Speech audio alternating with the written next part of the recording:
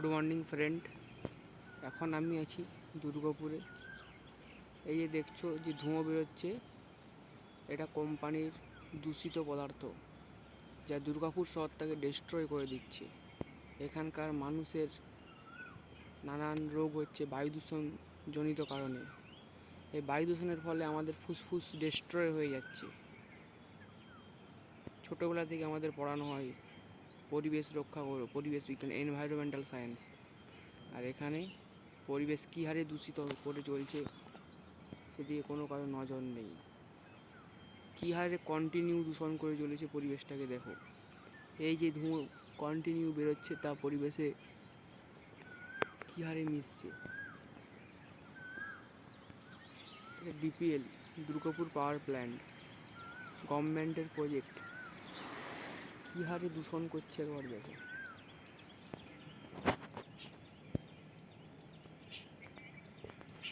পুরো এই ধোঁয়া পরিবেশে মিশছে।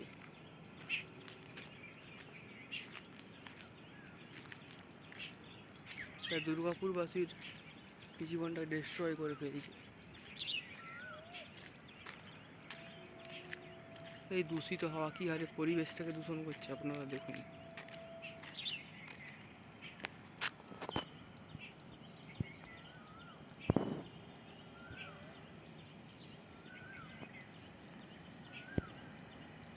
বলার মতন কেউ নেই।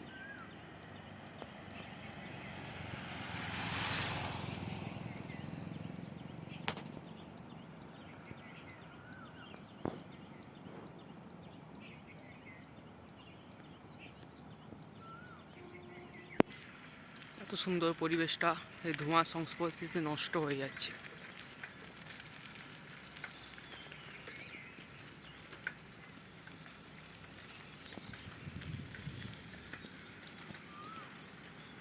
পলিউশন কী হারে ছড়াচ্ছে দেখো।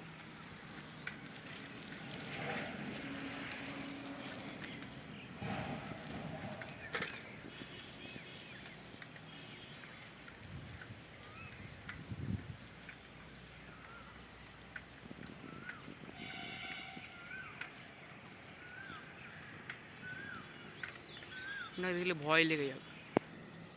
এই যে এটা কোম্পানির main gate, Durgapur project limited.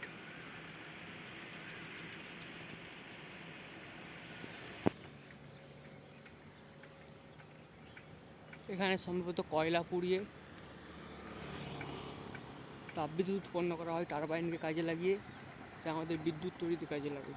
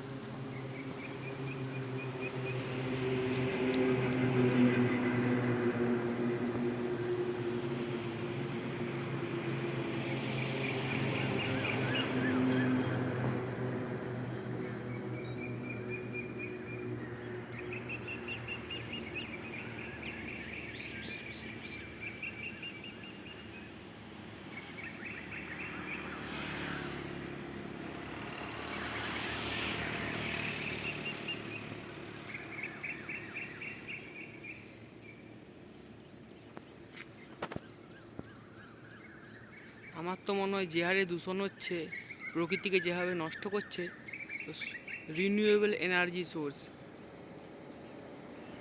যা আমাদের পরিবেশকে খুব ভালো রাখবে, যেমন তাপবিদ্যুৎ, জলবিদ্যুৎ, সৌরবিদ্যুৎ। এই তাপবিদ্যুৎ বাদে জলবিদ্যুৎ, সৌরবিদ্যুৎ ইত্যাদি ইউজ করা খুব দরকার। আমাদের নতুন টেকনোলজির সঙ্গে পরিচিত হওয়া খুব প্রয়োজন। এই কয়লা পুড়িয়ে তাপবিদ্যুৎ উৎপন্ন করে পরিবেশকে দূষণ করার থেকে।